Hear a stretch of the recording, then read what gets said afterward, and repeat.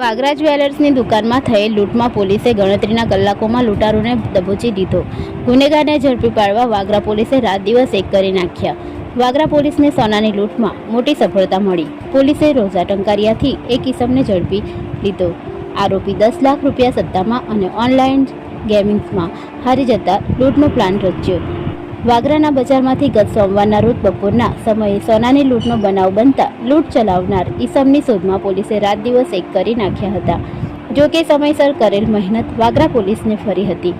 પોલીસે વાગરા નજીકના એક ગામમાંથી ગણતરીના કલાકોમાં જ એક ઈસમને ઝડપી પાડવામાં મોટી સફળતા હાથ લાગી હતી. પોલીસે કરેલ કામગીરીની ચારેકોરથી પ્રશંસાઓ થઈ રહી છે. વાગરાના હૃદય સમાન વિસ્તારમાં ગત સોમવારની બપોરે એક સોનાની દુકાનમાંથી સોનાની લૂંટનો બનાવ બનવા પામ્યો હતો. લૂંટને પગલે વાગરા પથકમાં સોંપી પડી ગયો હતો. ધોળે દિવસે અને ધમધમતા બજારમાં થયેલ લૂંટને પગલે પોલીસ હરકતમાં આવી હતી. વાગરા પીએસઆઈ ડી ફુલતરિયા તેમની ટીમ સાથે વાગરા નગર સહિત આસપાસના વિસ્તારમાંથી સીસીટીવી ફૂટેજની એક પછી એક ચકાસણી કરવાનું ચાલુ કર્યું હતું. પોલીસે સોનું લૂંટી ફરાર થનાર લૂંટારૂ કઈ દિશામાં ભાગ્યો છે એ તરફના કેમેરામાં ચકાસી ગુનેગારને ઝડપી પાડવા કમર કસી હતી. હ્યુમન ઇન્ટેલિજન્સ અને ટેકનિકલ સર્વેલન્સને આધારે કરેલ કામગીરીને કારણે પોલીસને ગુનો ઉકેલવામાં સરળતા રહી હતી. પોલીસે આમોદ તાલુકાના રોઝા ટંકારિયા ગામના રાકેશ જસુભાઈ પ્રજાપતિ ઉંમર 30ને શંકાના આધારે ઝડપી પાડ્યો હતો. વાગરા પોલીસે રાકેશની સઘન પૂછપરછ કરતા તે ભાગી પડ્યો હતો અને તેણે વાગરા સોનીની દુકાનમાં લૂંટ કરી હોવાની કબૂલાત કરી હતી અને જણાવ્યું હતું કે પોતે ઓનલાઈન ગેમિંગ અને સટ્ટાના રવાડે ચડી જતા 10 લાખ ગુમાવવાનો વારો આવ્યો હતો. જેને પગલે ગુમાવેલા પૈકી રિકવર કરવા વાગરા બજારમાં આવેલ ઓમ જ્વેલર્સ નામની સોનાની દુકાનને નિશાન બનાવી હતી.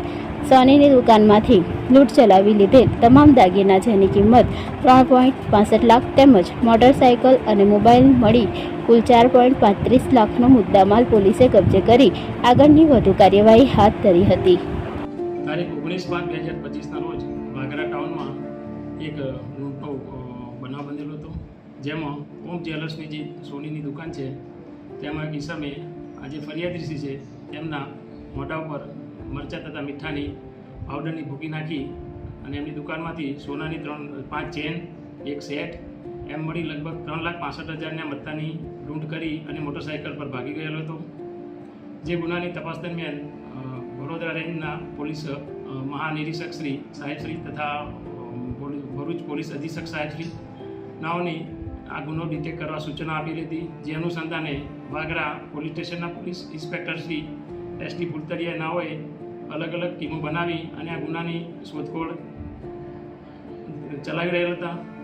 જે દરમિયાન તેઓને હ્યુમન ઇન્ટેલિજન્સ તથા ટેકનિકલ સર્વેલન્સના આધારે એવી માહિતી મળેલ કે રોઝા ટંકારિયા ગામનો એક ઈસમ રાકેશ જસુભાઈ પ્રજાપતિ નાઓએ આ લૂંટ કરેલી છે. જે અનુસંધાને તેની તપાસ કરતાં તેની પૂછપરછ કરતાં સદર ઈસમે આ લૂંટ કરેલ હોવાની હકીકત જણાઈ આવતા આ ગુનાના કામે તેઓની આજરોજ સવારના કલાક 4 વાગે અટક કરવામાં આવેલ છે. અને આ ગુનામાં જે લૂંટમાં ગયેલ જે મુદ્દામાલ છે સોનાનો અલગ અલગ ચેન તથા સેટ 3,65,000ની મત્તાની રિકવરી પૂરેપૂરી કરવામાં આવેલ છે તથા ગુનામાં વપરાયેલ મોટરસાયકલ મોબાઈલ એની પણ રિકવરી કરવામાં આવેલ છે. અને આ ગુનાની તપાસ હાલમાં તેઓ આગળ ચલાવી રહેલ છે. સાહેબ, આ જે આરોપી છે એનો કોઈ ગુનાહિત ભૂતકાળ છે કે કેમ? ના, હાલમાં તો આરોપીનો કોઈ ગુનાહિત ભૂતકાળ જણાઈ આવેલ નથી. આ ઘટનાના જે સાહેબ સીસીટીવી સામે આવ્યા હતા એમાં સોનીની પણ બેદરકારી જણાઈ આવે છે, તો એ વિશે તમે કોઈ પ્રજાને સંદેશ આપશો? આ તમામ જે જે ઘટના બની જે બનાવ એમાં જે ફરિયાદી છે એ આ બનાવ દરમિયાન જે લૂંટ થઈ એ દરમિયાન પોતે પોતાના મોબાઈલમાં વ્યસ્ત હતા, જેના કારણે આ લૂંટનો ગુનો બનેલો હતો. તેથી તમામ વેપારીઓને આ બાબતે પોલીસ તરફથી સૂચના આપવામાં આવેલ છે કે આવા કોઈ વ્યક્તિ શંકાસ્પદ જણાઈ આવે તો એની ખાતરી કરી અને પછી જ એમને મુદ્દામાલ બતાવવો જોઈએ. અને પોતે આવા જે સોનાના વેપારી હોય એમને પણ આવા જે બનાવ હોય આવા વ્યક્તિ આવે ત્યારે ખરેખર એમને તમામ મુદ્દામાલ જે વેપાર જે કરતા હોય એ દરમિયાન પૂરેપૂરી એને તકેદારી રાખવી જોઈએ. આરોપીએ ગુનાના અંજામ આપતા પહેલાં કોઈ રેકી કરેલી હતી? હાલમાં તો આરોપીની જો પૂછપરછ ચાલુ કરી રહેલ છે ચાલુ છે અને રિમાન્ડ મેળવવાની કાર્યવાહી પણ ચાલુ છે. પૂછપરછ દરમિયાન હજુ કોઈ વિગત હજુ હાલમાં જણાઈ આવેલ નથી, પણ તપાસ દરમિયાન જો વિગત બીજી કોઈ જણાઈ આવશે તે બાબતે આગળ તપાસ કરવામાં આવશે. ઓકે, એના કોઈ સાથીદાર હોય આમાં સપોર્ટ કરનાર એવું કંઈક સામે આવ્યું છે? હાલમાં કોઈ હકીકત દરમિયાન કોઈ તપાસમાં જણાઈ આવેલ નથી સાથીદારો, પણ રિમાન્ડ દરમિયાન તથા બીજી આગળની જે તપાસ દરમિયાન એમાં કોઈ આવશે તો એની પણ આ ગુનાના કામે ધરપકડ કરવામાં આવશે. સમગ્ર ઘટના શું હતી સાહેબ? કઈ રીતના ચોરીને અંજામ આપ્યો અને આરોપીને પકડવામાં કઈ રીતના પોલીસને સફળતા મળી? આ જે ઘટના છે એમાં ગામનો જે તોમતદાર છે રાકેશ જસુભાઈ પ્રજાપતિ, એને સટ્ટો રમતો હતો તથા ઓનલાઈન ગેમિંગનો લગભગ 10 લાખ રૂપિયા એ હારી ગયેલો હતો. જેથી એના મનમાં વિચાર આવ્યો કે આરી ચોરી કે લૂંટ કરવું એનાથી મારી રકમ ભરપાઈ થઈ શકે, જેથી એને સોનીની દુકાનમાં લૂંટ કરવાનો પ્લાન કરેલો હતો. અને જે પોતે લગભગ હાલમાં તપાસ દરમિયાન એકલો જ લૂંટ કરવા આવેલો છે અને લૂંટ કર્યા બાદ મોટરસાઇકલ પર ભાગી જવાનો પ્લાન હતો. અને રસ્તામાં એને આમોદ ખાતે જઈ અને જે તે લૂંટમાં જે તે વખતે જે બનાવ વખતે કપડાં પહેરેલા હતા એ કપડાં પણ એને રસ્તામાં આમોદ જતાં બદલી નાખેલા હતા અને નવા કપડાં પહેરી અને પછી એના ઘરે ગયો હતો. ઓકે, તો આરોપી સુધી કઈ રીતના પહોંચી પોલીસ?